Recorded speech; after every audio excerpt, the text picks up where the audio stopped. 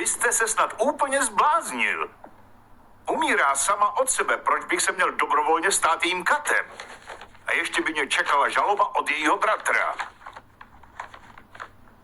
5 000. Berte to jako zálohu. Po operaci bude dalších 15. Je to včetně spropitného. Vydělávám 600 000 ročně. Myslíte, že budu riskovat takový příjem pro 20 000? Bez daní?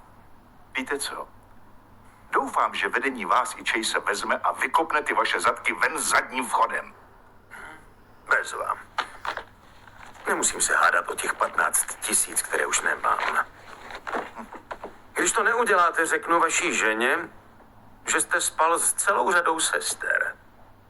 Naposled se sestrou Cutlerovou z příjmu.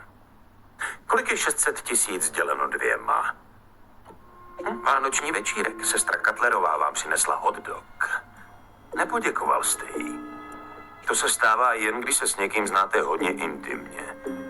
To a skutečnost, že jste kolem ní tancoval s otevřeným poklopcem a použitým kondomem přilepeným na botě. Vaše žena je asi jediná, kdo to neví. To jí nikdy neřeknete. Jistě, že ne. Jsem příliš zbabělý. Pošlu anonymní dopis. Sál máte na dnešek na 4 hodiny odpoledne. Máte volno?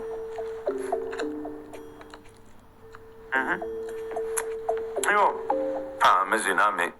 Jste nejhorší transplantační chirurg v celé nemocnici. Ale bohužel jste jediný, kdo v současné době podvádí ženu.